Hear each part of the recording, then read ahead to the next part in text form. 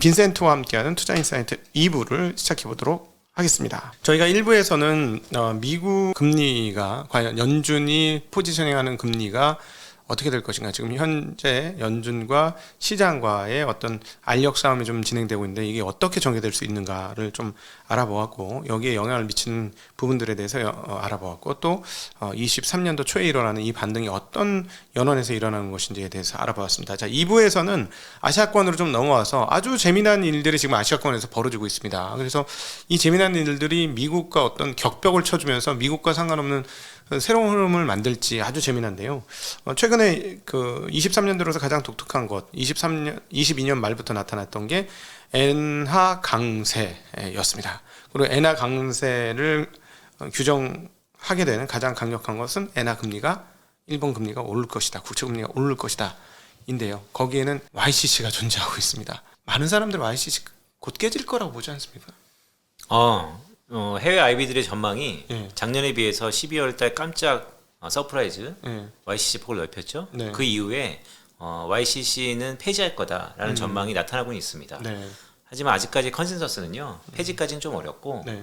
미세 조정, 폭을 더 넓히든지 네. 아니면 마이너스 금리를 좀 포기하든지 그런 미세 조정에 그치지 않을까라고 네. 보고 있고, 오늘 그런 의미에서 오늘 기준으로 이제 일본의 금정위가 끝났는데요. 제가 주목했던 것은 경제 전망이에요. 올해 CPI 전망이 2022년, 얘네 회계연도가 좀 다르니까요. 올해 3% 전망이에요. 기존에 2.9였어요. 네. 그러니까 이렇게 금리를 낮게 유지했는데 다른 나라에 비해서는 물가가 그렇게 크게 오른 건 아닙니다. 네네. 근데 재밌는 건 2023년에 CPI 전망치가 1.6%인데 네. 기존에도 1.6%였어요. 네. 그 말은 건 뭐냐면 일본의 이 아베노믹스의 거의 10년 철학의 마지막 종지부인데, 인플레이션에 대한 기대가 있긴 있는데 우리가 생각하는 것처럼 크지 않다는 겁니다. 그렇다면 YCC의 전면 폐지는 좀 힘들다라고 저는 보고 있고요. 네. 디플레이션은 벗어난 것 같다는 시각이 있는 것 같아요. 예. 하지만 그렇다고 한들 인플레이션을 걱정할 단계는 아니다 라는 측면에서 저는 4월 달에 새로운 총재가 어떤 멘트를 날릴지 모르겠지만 네. 이미 또 시장은 연준하고 미국하고 비슷하죠. 이미 일본을 바라보는 시장은 계속 그러게 되는 거예요. 너네 못 버텨. 결국은 폐지할 거야. 네. 하지만 BOJ는 계속해서 괜찮아, 우리는 어쨌든 폐지까지는 아니야. 왜냐하면 우리 경제 괜찮아진 건 맞는데 아직까지는 디플레이션 악력을 완전히 떨쳤다고 생각하기는 힘들어 라고 얘기하고 있는 것이죠. 네. 참고로 그 지금 일본의 YCC와 관련된 정책은 이번 설날 연휴에 같이 나가게 되는 영상인 홍기빈 소장과 함께하는 일본 이야기를 보시면 거기에 또 설명이 잘 되어 있으니까 여기서는 시간을 아끼기 위해서 그 YCC를 따로 설명하지는 않겠습니다. 그거를 꼭 보시면 아주 재미나게 YCC가 설명이 되어 있습니다. 그러면 지금 말씀하신 대로 마이너스 1%에서부터 이제 0.5%까지 이렇게 그 일드 커브를 만들어 놨지 않습니까? 네. 일본에서. 근데 지금 이제 0.25에서 10년물이 0.5까지 금리 허용폭이 올라갔고 지금 말씀하신 대로 마이너스를 조금 올려줘서 이걸 조금씩 올려서 제로 금리 해주고, 단기물은 제로 금리까지 해주고 장기물은 뭐 1%까지 해준다 뭐 이런 식으로 하면 그 누가 뭐래도 그 실질적인 YCC 폐지 아닌가 하는 생각도 좀 드는데. 그러니까 실질적으로 긴축으로 전환됐다라고 보는 것이죠. 네. 그런 것들이 금리랑 또 엔화 강세를 이끌고 있고요. 네. 그런데 그 큰 기조를 보면 여전히 BOJ는 완화 정책을 고수할 거다. 고수할 거다. 큰 틀은. 그러다가 바뀌어도. 그러다가 바뀌면 어떻게 될지 모르는데 그러다가 바뀌어도 그러니까 총재가 누가 된다 하더라도 결국 일본 경제는 바뀌지 않지 않습니까? 일본 경제에 맞춘 통화 정책을 펼 겁니다. 물론 일본 BOJ가 80년대에 일본의 상황과 상관없이 미국과의 모종의 합의 때문에 많은 정책을 바꿨던 경험이 있어서 또 우리가 한국 사람이 또 일본을 갈 때 미국 속국 아니야? 알아서 되는 거 아니야? 이러니까 그 정책에 대해서 신빙성이 좀 약한데 그래도 기본적으로 일본 경제 상황을 보고 정책을 피는 건데 일본 BOJ가 긴축으로 전환할 만큼 괜찮아졌느냐를 보면 일본 BOJ 자체의 전망이 올해 인플레이션 자체가 1.6%로 지난번하고 변함이 없다. 그렇다는 것은 여전히 완화 정책을 고수할 가능성이 있다. 야, 지난번에 근원 인플레이션 보니까 굉장히 높게 나오던데요. 그러니까 제가 잘못 본 줄 알았어요. 그러니까 그 지속성이 약하다고 보는 것이죠. 지속성이 약할 것이다. 그게 왜 그러냐면 결국 수요단에서의 경제, 그러니까 여전히 일본 경제 성장률 자체가 자신이 없다라는 겁니다. 그러니까 이 일본 요 마지막으로 얘기 드리고 싶은데요. 엔화가 강세가 되면 아시아 국가는 좋지 않아요. 네, 일본이 수많은 그 해외 투자들이 네네. 우리나라도 똑같지 않습니까? 우리나라 사업개미들이 지금 워낙 강세라서 상당히 끙끙 앓으실 거예요. 네네, 그렇죠. 일본은 해외 투자를 벌써 ODA 기준으로 30년 넘게 해왔으니까요. 어디 얼마나 뿌려 있는지 몰라요. 네네. 네, 그래서 상당 부분 엔화 강세는 일본의 투자 관점에서 네. 긍정적인 효과보다는 네. 오히려 부정적인 효과가 있을 수 있는 구간이다. 그러니까 그 엔캐리라고 표현되는 저금리의 엔화를 가지고 가서 뭐 외국 금리 주는 거에 투자할 수도 있고 그냥 일반 투자들을 할 수 있고 뭐 대체 투자를 할 수 있고 다양한 투자를 할 수 있는데 일본 금리가 올라가는 순간 리턴할 수 있다라는 것이죠. 그렇죠. 그러니까 이게 마이너스 금리가 줄어드는 것도 리턴 그렇죠. 되는 거 네. 그래도 리턴이 되겠네요. 네, 맞습니다. 그 실질적인 금리가 올라가는 거니까. 맞습니다. 네. 자, 그러면 이제 일본에 대한 이야기를 했는데 이제 중국에 대한 이야기를 하죠. 저희 증시학들 TV에서는 아시는지 모르겠습니다만 중국 시황을 매일 하고 있습니다. 네. 그래서 저희는 딴 건 몰라도 중국에 대해서는 남들보다 많이 한다. 네. 왜냐하면 알아서 하는 게 아니고 맨날 보니까 맨날 보니까 이런 입장인데 이거는 뭐 거의 뭐 조작적 상황이다라고 표현돼요. 이거 이게 가능한가? 왜냐하면 저희가 분명히 12월 달까지는 제로 코로나를 정말 강력하게 시행하고 풀 것 같지 않은 분위기가 근데 어떻게 안 풀어? 저희 계속 그랬거든요. 근데 풀자마자 한 달 만에 꼭지가 나왔어요. 감염자 꼭지가. 네. 조작이다. 이게 가능한가? 근데 뭐 그러면서 이제 활동성, 모빌리티도 이제 실제로 진짜 올라가요. 네. 이거를 조작으로 표현하기보다는 계획 경제로 표현해야 할 것 같습니다. 중국은 왜냐하면 실제 계획 지표도 경제니까. 바뀌고 있으니까 네. 조작이면 이제 통계치하고 실제치하고 달라야 되는데 실제치가 이제 바뀌어 나오는 거 보니까 이건 조작이 아니고 인위적으로 의도한 그러니까 좋게 말해서 계획된 모든 게 계획된 프로세스 가운데 진행되는 것이다 하면서 이거는 걔네들 경제적으로 너무 어렵기 때문에 안 할 수 없었다라는 생각이 저희들의 생각인데요. 중국 당국이 지금 디자인하고 있는 것처럼 경기가 빠르게 올라갈 것이냐 다 풀어줬거든요. 저희가 마지막 키라고 생각했던 알리바바와 텐센트, 엔트와 네. 디디 출신까지 풀어줬어요. 네, 디디 출신까지 거의 원복을 해줬습니다. 자 그러면은 뭐 이제 다 손아귀에 쥐고 목줄을 한번 딱 잡았으니까 이제 말 잘 들을 것이고 우리가 하라는 대로 할 것이다 하고 다 이제 풀어줬거든요. 그러면서 이제 민간의 활동성 얘기를 하면서 다 풀어줬어요. 그러면 경기가 정말로 잘 올라갈까요? 중국이? 그러니까 이런 거죠. 그러니까 톤 변화를 잘 보셔야 돼요. 네. 중국을 매일 트래킹하다 보면 중국의 통계보다는 공산당의 의중에 대해서 우리가 주목할 수밖에 없습니다. 네. 왜냐하면 계획 경제다 보니까. 네. 올해 가장 큰 톤 변화는 빅테크 기업에 대한 규제 완화입니다. 네네네. 마인이 가고 빅테크가 온다는 얘기죠. 뭐 여러 가지 썰은 있죠. 마인을 분리시켜서 빅테크를 좋게 본다 여러 가지 있는데 결론적으로 규제를 풀어주고 있다는 게 중요하고요.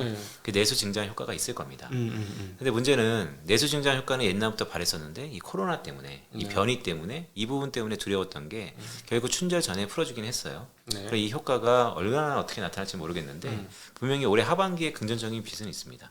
저도 그렇게 보기 때문에 올해 하반기에는 그 부분들이 차고 넘쳐서 인플레이션 압력까지 다시 한번 글로벌리 수출할 수 있을 정도까지 좋아질 거다라고 보는 건데 그 정도까지. 네. 근데 이제 문제는 계속해서 이제 구조적인 현상. 그전하고 동일한 패턴입니다. 이번에 양회는 좀 거대하게 또 이제 정책적 드라이브를 걸 텐데 그래서 특히 2월이 되게 중요한 거죠. 중국 모멘텀이 한국 주식은 거의 선반영해서 작년 연말에 좀 달렸었고요. 이게 지속성 여부는 여전히 좀 불확실해요. 일단 깜깜이가 2분기예요.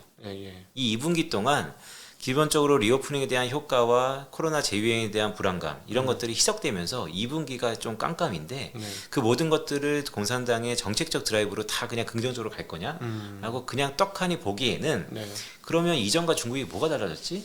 달라진 것들이 꽤 눈에 보인다는 것이죠. 일단은 모멘텀이 중진국 성장률이 들어갔고 4분기 기준으로 2.9% 전년 동분기 대비 증가율을 했지만 전분기 대비는 0이에요. 영 멈춘 거예요. 사실 제 모형에서는 마이너스 찍을 줄 알았는데 이것도 선방한 거죠. 근데 그것도 정책적 드라이브 보통 연말에 집행이 많으니까 그런 거 다 차치하고 놓으면 아직까지는 민간 쪽의 자생력이 좀 약하다. 그래서 정책으로 들어올릴 수 있는 것은 지속성은 약하다. 그래서 여전히 바뀌는 지표를 보고 판단해야겠지만 지금 모든 것들이 다 선반영돼서 이게 지속성이 있을 겁니까? 라고 보기에는 괜찮아질 것 같은데 얼마나 지속성이 있을지는 모르겠다. 이게 중국을 보는. 지금 작년 9월 저점을 찍고 나서부터 반등을 많이 했고 항생테크는 무려 60% 넘는 상승을 하면서 큰 반등을 했어요. 물론 이제 고점 대비는 아직도 갈 길을 멀긴 하지만 그럼 이것들이 이제 한 1분기 상황들은 이미 선반영을 한 것이다. 라고 보는 것이 오히려 현명하다. 저는 3월달 양회에 대한 강력한 드라이브 이미 특히 한국 주식은 많이 반영을 했다라고 보고 있습니다. 중국의 부동산은 어떻게 보십니까? 이제 하락폭이 멈췄다라는 소식이 들리기는 시작합니다. 근데 그건 하락폭이 멈춘 것이지 반등은 아니거든요. 그래서 사실은 이번에 이렇게 결국 중국이 대대적으로 모든 걸 풀게 되는 원인 중에 하나가 부동산에서 기댈 게 없다라고 이제 판단된 게 아니에요. 이 정도로 풀었는데 부동산이 안 올라간 거는 중국의 개방 역사상 처음이 아닌가 싶거든요. 그렇죠. 그러니까 GDP 단의 부동산 쪽에 기여율이 자체가 내려가고 있고 수많은 돈을 1년 동안 살포했음에도 불구하고 밑빠진 독처럼 올라가지 못하는 것은 구조적인 변화도 있겠지만 부채가 많다는 것이죠. 결국 그거겠죠. 돈은 다 빚값에 가는 거니까 안 들어가는 겁니다. 실물에.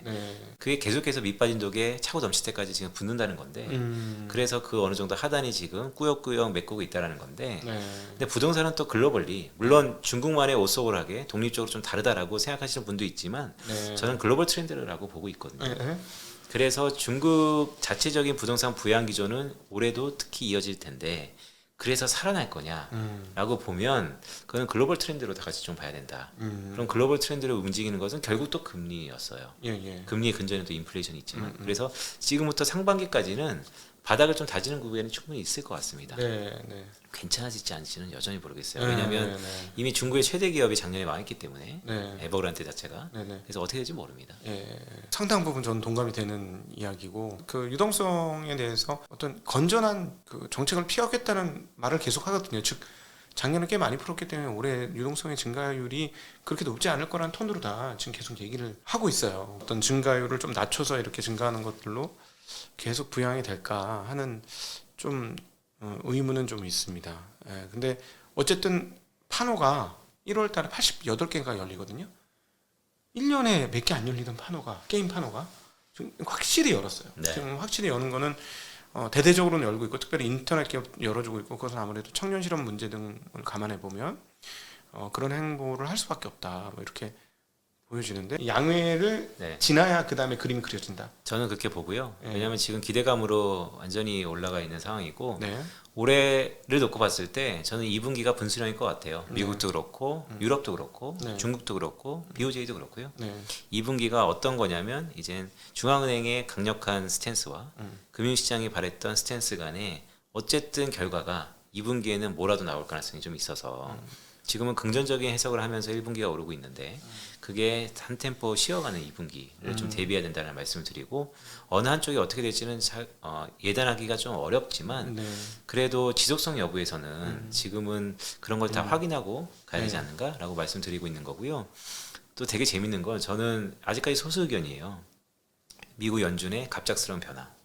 근데 가만 보시면 중국 갑작스럽게 변했죠. BOJ 연말에 갑작스럽게 변했죠. 저는 연준도 갑작스럽게 변할 수 있다고 봅니다. 미국 데이터가 좀 나쁘게 나온다면?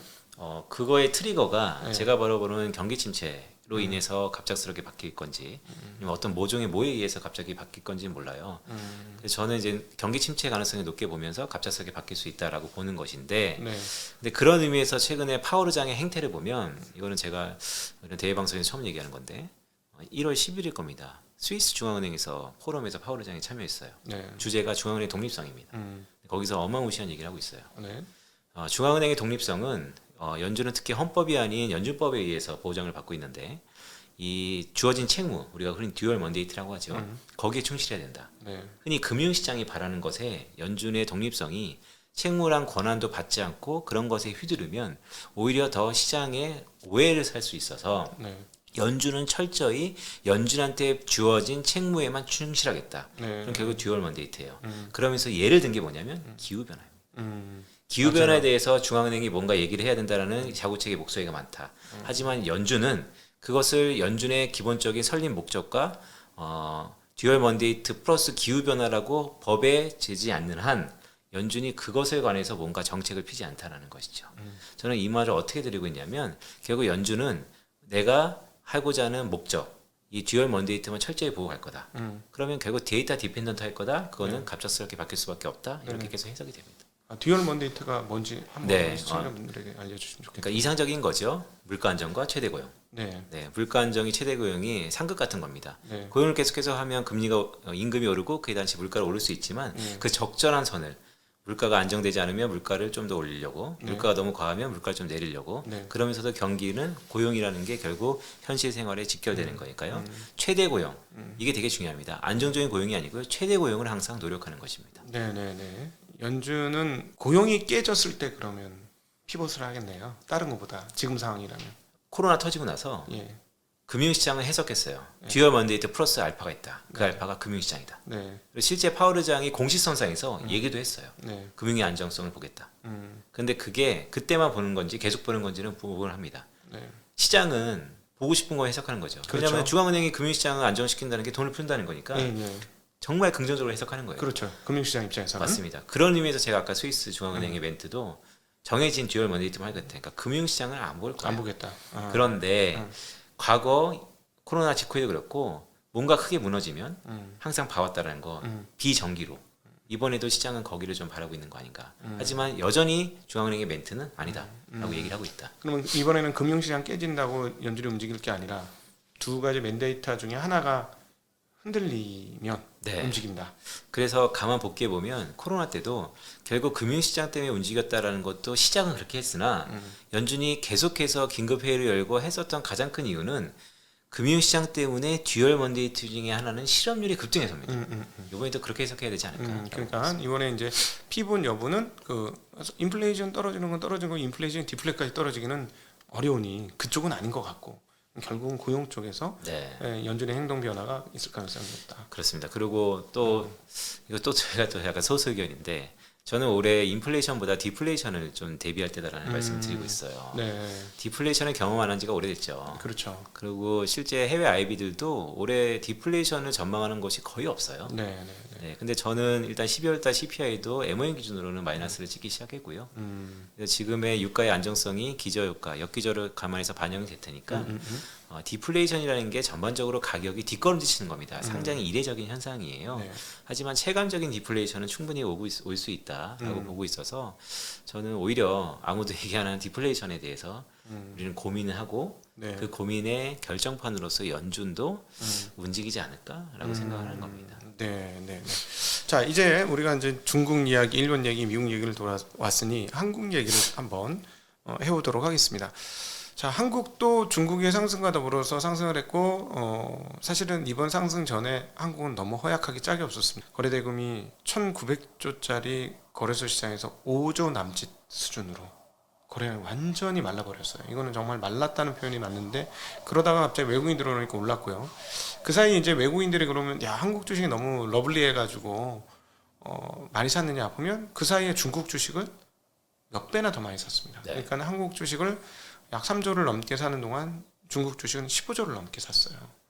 그러면은 하나 궁금증이 결국은 외국인들 투자자들 입장에서 한국은 외국인들 투자가 와야 지금 수급이 해소가 되는 상황이라든 뭐 상승을 바랄 수 있고 여부 결정되는 상황이라서 그럼 외국인들 봤을 때 외국인들은 한국이 좋아서 샀느냐 중국 사다가 제대로 못 사니까 아니면 중국의 일종의 변이 파생 시장으로 생각해서 한국을 샀느냐 하는 고민이 있어요. 네. 물론 이제 바텀으로 따지면 이걸 왜 안 사 이렇게 싼 거를 할 수 있죠. 삼성전자 이렇게 좋은 회사 이렇게 싸게 거래하는데 할 수는 있지만 오히려 탑으로 봤을 때 어떻게 해석할 수 있을까요? 규모별로 사는 것 같고요. 네. 중국을 사기 전에 일부 항상 대리 변수 프락시 얘기가 나오니까요. 근데 재밌는 건 외국인 입장에서 한국 시장을 쭉 봤을 때 탑10에 있는 산업들의 특징이 네. 대부분 너무나 시크리컬에 네. 익스포저가 크죠. 그렇죠. 글로벌 경기에 완전히 연동됐다는 겁니다. 네. 중국이 괜찮으면 한국도 괜찮을 겁니다. 물론 이전랑 다르죠. 이전랑 구조적으로 다르고 중간재 납품도 사실 달라졌고 그래도 없었던 것보다는 플러스입니다. 네. 그런데 한국의 전반적인 베타의 속성 자체가 너무나 글로벌리 경기에 민감하니 지금 어떤 곳도 경기 침체가 지속된다라는 뷰에서 바뀐 적은 없어요. 네. 그런 의미에서 떡하니 한국은 전반적으로 대놓고 사기에는 불안한 부분이 분명 있는 것이죠. 그래서 그냥 시총만큼 중국에 대한 기대만큼 사는 것 같고요. 그런 의미에서 저는 이게 좀 더 분수령이 되려면 1월 말 기준일 겁니다. 아마 FOMC 바로 직전에 나올 것 같은데 IMF의 수장 경제 전망이 1월 달에 발표됩니다. 네. 근데 이번 경제 전망은 저는 좀 주목하는 게 있습니다. 뭐가 주목하냐면 경기 전망이 계속해서 1년 넘게 지금 하향 그레이드 되고 있는데 이게 갑자기 턴어라운드 할 것 같지는 않아요. 근데 최근에 약간의 그 IMF 총재가 신년사에서 톤 조절을 좀 하고 있습니다. 첫째, 경기 침체 없다. 맞아요. 최근에 그 얘기 하셨죠? 네, 그리고 세 가지 가정이 있다. 그 가정이 결국 중국 경제가 돌아섰다.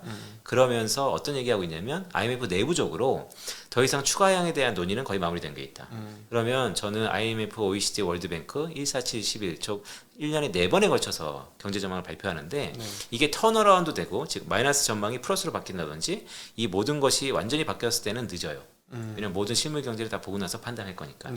하지만 이 톤 자체가 바뀌는 것은 상당히 긍정적인 신호거든요. 근데 이번에 어쨌든 신년사에 IMF 총재가 얘기를 한 게 있어요. 그래서 이번에 경제 전망이 발표되면 그 수치 행간에 있는 그 속뜻 그것을 잘 봐야 되는데 이번에 만약에 그 톤 조절이 됐다라고 본다면 지금의 기대감을 좀 더 증폭시킬 수 있는 재료이긴 하죠. 그냥 곧바로 2월달에 FOMC에서 25 베이스 포인트로 조절할 테니까.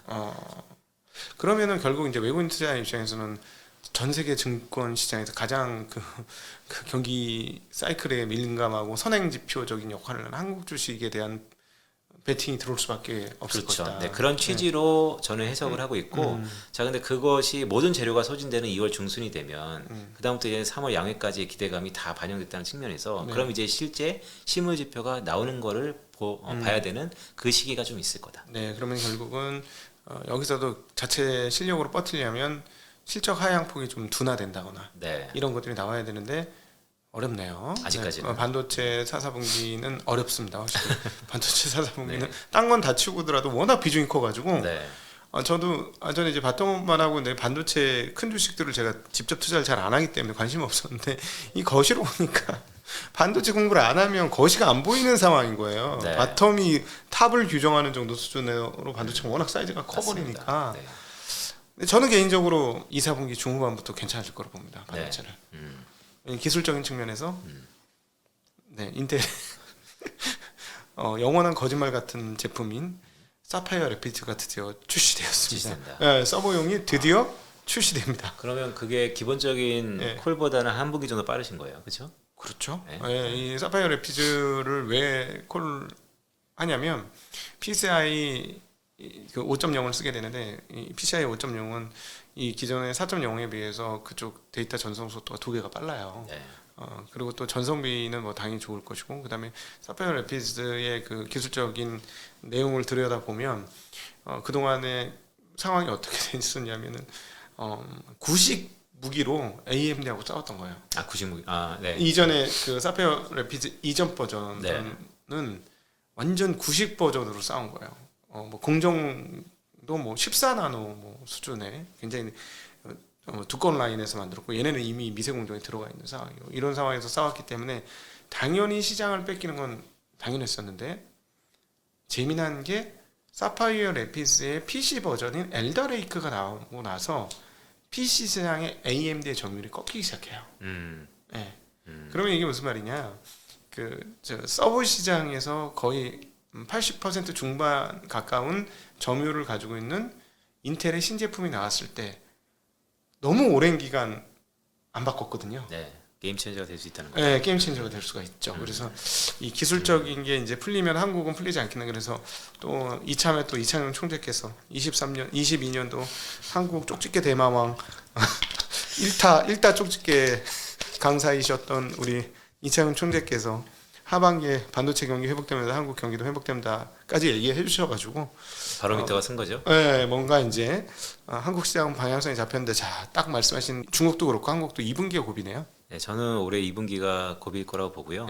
2분기에 어느 한쪽은 기부업 할 겁니다. 그게 긍정적으로 되기를 저도 바라고 있고요. 근데 그 이외에 이면에 숨겨져 있는 게 무엇일까에 대해서 고민을 하고 있고요. 연장선상에서 한국은 이미 금리를 못 올린다는 것에 더 이상 베팅이 들어간 것 같습니다. 미국보다 훨씬 더 세게. 그러면 우리가 철옹성 같은 연준도 물론 높은 수준의 금리 수준을 유지할 이유들은 너무 많아요. 그런데 그 이유들로 고수를 할까에 대해서는 여전히 중앙은행의 독립성, 듀얼 먼데이트의 강조, 고용시장이 너무 치중된 비유 이런 것들을 감안하면 지금 나타나는 고용시장이 변수가 좀 있을 것 같다라는 생각으로 바뀔 수 있다. 여전히 보고 있습니다. 일부에서 고용 분석을 해주셔서 너무 감사하고 혹시 시청자분들 요거는 이해가 안 되시면 꼭 다시 들으셔가지고 고용 부분을 따로 이해를 하시는 게 지금 시장을 전체적인 뷰를 보시는데 정말로 중요하지 않겠는가 하는 생각을 해보고 있습니다. 실질금리가 네. 장기간에 우리가 실질적으로는 마이너스를 네. 기록을 한 거지 않습니까? 네. 뭐 인플레이션이 뭐 그랬어요. 네, 인플레이션 대비 실질금리가 낮은 상황. 근데 이게 지금 몇 년 만에 사실은 따지고 보면 리먼 사태 이후로 최초로 네. 실질금리가 인플레이션보다 높은 플러스권역으로 네. 들어왔잖아요. 네. 이게 앞으로 구조화될까요? 아니면 진짜 거의 한 20년 가까이를 우리가 저금리의 그 어떤 스테로이드를 맞으면서 버텨왔기 때문에 그리고 거기에 뭐랄까 편향이 생기고 의존성이 생겨가지고 실질금 플러스를 못 견뎌서 굉장히 힘들어하는 리세션이 와서 결국 실질금리 플러스 기간이 못 가는 그런 상황들이 올 건가 하는 어떤 근본적인 좀 의문이 있거든요. 그러니까 이런 거는 좀 이제 쉽게 제가 드리면 100원짜리 팔다가 이제 10,000원짜리 팔게 되는 국면이 들어가는 거예요. 네, 기대 인플레이션이 기대 목표 수익률이 상당히 높아지면서 비용도 높아지고 그러면 예전처럼 싼 차입이 아니고 뭔가 실질적으로 돌아가는 산업에 대해서 베팅이 들어가는 거고 네. 그건 이제 구조적인 변화, 판의 변화인데 과연 이 디플레이션, 이 낮은 금리, 마이너스 실질금리의 이 판이 바뀌었느냐? 저는 바뀌었다라고 보는 사람 중에 하나입니다. 바뀌었다. 네, 네. 바뀌었다라고 보는 사람 중에 하나고 네. 그 바뀌는 과정에서 흔히 뭐 탈세계화, 이퀄 가로 열고 탈중국화 네. 뭐 이런 것들이 이제 상당 부분 복합적인 세계에서 많이 거론되고 있는데 이 근본적인 원동력은 무엇일까라고 보면 이것도 여러 가지 또 해석인데요. 유동성을 살포했었던 명분, 중앙은행 그 명분을 갖고 있던 미국의 헤게모니, 네. 그 헤게모니 이후에 나타나는 넥스트의 변화 이런 것들이 지금 큰 변화기에 있는 것 같아요. 네. 변혁기에 있는 것 같고 그래서 그런 것들이 이런 구조적인 변화 속에서 탈세계화까지도 얘기가 나왔으니까요. 1등 기업인 1등 국가인 미국이 자기 멋대로 만들었던 이 판을 네. 바꾼다는 것은 결국 기존에 있었던 큰 흐름의 변화를 시사하고 있다. 네. 라고 보고 있어서 당장에 얼마나 높이 실질금리가 올라가서 고금리 시대로 갈 겁니다 라고 얘기하기에는 좀 어렵지만 이전의 시대는 끝났다 라고 저는 보고 있습니다. 따지고 보면은 중국의 의존성에서부터 탈피할 수 있다라는 뉘앙스로 들리기도 하거든요. 저는 탈피해야 된다라는 것이고요. 그런데 탈중국화의 전 세계에서 가장 아픈 곳은 아이러니컬하게도 한국. 그렇죠. 한국이 제일 힘들죠. 네, 왜냐하면 2008년은 우리가 어떻게 이겨냈습니까? 음. 결국 옆 동네인 중국의 강력한 성장이 없었으면 네. 물론 이겨냈겠죠. 네. 하지만 오래 걸렸을 거고요. 네. 근데 그러면 옆에 언제든 전 세계를 좌우할 수 있는 이 원동력이 있었는데 이 원동력과의 거리두기를 나타내야 되니까 네. 거리두기 속에서의 중국에 따라오는 이 기술적 격차가 벌어지는 테크 사업들이 각광받을 수도 있겠지만 근본적으로 아픈 건 사실이죠. 왜냐하면 기생적인 표현이 좀 그렇지만 서로 협력해서 구조가 딱 마련돼 있었으니까요. 네. 근데 그 가운데서도 네. 우리는 한국 경제는 요리조리 잘 피해서 우리는 다 긍정적인 효과만 영감이 있을 거다라고 생각하는 것도 좀 라이브한 것 같아요. 네. 그래서 분명 근데 저는 과연 탈중국화가 가능할까 하는 생각이 정말 많이 들어요. 지금 말씀하신 대로 탈중국화하면 이제 한국이 가장 고통스러운 그 단기간의 아픔들을 어떻게 헤쳐나갈 것인지는 도전적 과제고 그 도전적 과제는 그대로 내두고 제가 왜 이런 생각을 하게 됐냐면 최근에 중국의 자동차 해외 수출이 퍼센테이지로는 어마무시하게 빠른 속도로 우상향해요. 없었거든요. 이 데이터가 없었는데 갑자기 빠바바바 올라가면서 유럽에서 중국의 전기차를 판다 이러고 있어요. 상상할 수 없는 일이 벌어진 거고 그리고 저는 다이소에 갈 때마다 기가 찬 거예요. 거의 한 95%는 중국산 메이드 인 차이나 아니겠습니까? 네. 뭐 저는 거기서 가장 경악을 하는 게 유리 제품과 사기 제품을 보면서 이 가격이 어떻게 이런 걸 만들어내지? 하고 정말 경악을 금치 못하거든요. 그러니까 이 말인즉슨 중국의 제조업 역량이 싸구려를 만드는 수준에서 넘어갔다. 그리고 이제는 비행기도 만들어요. 네. 비행기도 수출하겠다는 판입니다. 중국이. 그러니까 우리가 5년 10년 전에 생각했던 그 중국은 이미 아니고 이제 앞으로 한국이 과거 일본한테 무역 역조를 내놓은 것처럼 거의 전 세계 모든 나라들이 중국과 무역 역조를 낼 것이다. 왜냐하면 자기네 만든 것보다 훨씬 싸게 만들 거니까. 제품 품질도 좋게. 네네. 이미 그런 제품들이 많습니다. 네. 그래서 탈중국화가 과연 가능할까? 네. 그런 것에 대한 챌린지는 있죠. 말씀 주셨던 것처럼 단기간에 바뀌진 않아요. 하나하나 들어볼까요? 되게 재밌는 거 많아요. 미중 간의 탈세계화 이거 레토릭이다. 왜냐하면 실제 작년에 미중 간의 교육 규모가 더 늘었어요. 네, 그렇죠. 네. 네. 이건 뭐지? 네. 도대체 얘네들은 뭐 하는 거지? 네. 라고 할 수 있고요. 중국의 상당 부분 기술력의 경쟁력 우위는 또 현실이고요. 네. 이 부분을 경험했던 건 사실 일본일 것 같아요. 일본의 헤게모니가 제조업단에서 한국한테 넘어가고 네네. 물론 소재단은 여전히 가능성이 있지만 그 큰 얼개가 이제 중국으로 넘어가고 중국을 거쳐서 동남아로 넘어가는 이 큰 얼개 속에서 가장 먼저 헤게모니를 뺏겼던 일본은 과연 어떤 걸 느끼고 있을까? 그래서 이럴 때 일본 페이퍼들이 되게 중요하고요. 근데 저는 봤을 때 이거는 우리가 탈중국화를 하고 싶어서 하는 게 아니고요. 해야 될 수밖에 없는 상황이니까 하는 것 같아요. 그거는 또 여러 가지 해석이 있지만 미국이 우리한테 그걸 원하고 있고 네. 우리도 그게 싫지만은 않다라는 생각을 갖고 있기 때문입니다. 만약에 우리가 구조적으로 안 되는 국가다. 네. 시스템 자체가 그게 안 된다라고 네. 했으면 우리도 저항이 있었을 겁니다. 네. 그런데 우리는 우리 스스로가 판단을 하는 것 같아요. 어렵다. 어렵고 설사 중국의 헤게모니가 더 커질 수도 있다. 하지만 우리의 그 구조 자체가 첨단 IT에 있었던 미국을 중심으로 하는 이 동맹 그룹 여기에 들어가야만 된다라는 것을 어떻게 선택은 시장이 하는 거지만요. 그런 쪽으로 무게가 좀 있지 않는가라고 보고 있습니다. 한국 입장에서는 분명히 그런 상황인 것 같습니다. 그리고 확실히 이제 수출도 애플이 이제 동남아로 공장을 뽑아내기 시작해요. 동남아 인도로 네. 공장을 뽑아내기 시작했고 뭐 페가트론이라든가 폭스콘도 공장을 인도와 동남아 쪽, 베트남 쪽으로 많이 이전을 하겠다는 이야기들이 계속 나오니까 확실히 그런 부분 있는 것 같고 한국도 그래서 선택의 기로에 서 있는 부분이 분명히 많이 있다라는 생각이 듭니다. 자 이제 설날을 맞이한 우리 그 시청자분들께 그리고 작년도에 석패한 많은 투자자분들께 해 주시고 싶으신 말씀 듣고 싶습니다. 네, 일단 새해 복 많이 받으시고요. 2022년에 고생을 참 많이 하셨습니다. 저도 뭐 짧은 소회를 갖고 이런저런 뷰를 많이 말씀드렸는데 늘상 제가 처음에 얘기했던 뷰는 여전히 지금도 그렇지만 되게 마이너한 뷰였었던 것 같아요. 경기 침체가 온다고 제가 2022년 9월부터 얘기를 하고 있는데 모형회의에서 이미 지금 경제 침체는 또 컨센서스가 된 거 있고 또 제가 지금은 인플레이션은 빠르게 사그라들고 디플레이션을 걱정할 때다라고 하는 게 어쨌든 정의는 다르지만 미국 기준으로 12월 달에 CPI가 MOM 기준으로 마이너스를 좀 찍고 있고 더구나 여기서 또 약간 마이너한 뷰 중에 하나가 연준이 2분기에 큰 변화가 있을 것 같다라는 것도 아직은 소수 의견입니다. 근데 제가 얘기 드리는 이 소수 의견들이 어떻게 보면 다 리스크 요인이거든요. 리스크 요인들을 이미 많이 반영하고 가는 시장이라는 게 저는 좀 더 고무적인 것 같고요. 그래서 제가 드리는 이 짧은 소의 이 콜들을 잘 유념하시면서 그래도 2분기에는 뭔가 큰 분수령과 얼개가 결과가 나타날 수 있는 시기일 것 같다라는 말씀을 드리고 싶고요. 그런 의미에서 설 명절을 잘 준비하시면서 2분기에 뭔가 대비를 해야겠다라는 마음을 가지셨으면 좋겠다라는 바람을 갖고 있습니다. 네, 오늘 이렇게 대담을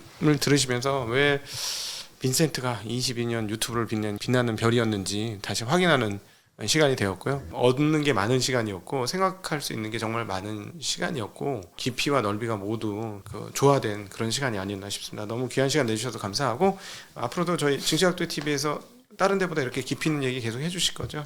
알겠습니다. 네, 불러주시면. 네네. 앞으로도 올해 23년에도 우리 빈센트님과 함께 저희 시장에 대한 전망들을 해보면서 여러분의 조그만한 그 가이드가 될 수 있도록 노력하겠습니다. 긴 시간 함께 해주신 시청자분들께 진심으로 감사의 인사를 드리겠습니다. 고맙습니다. 고맙습니다.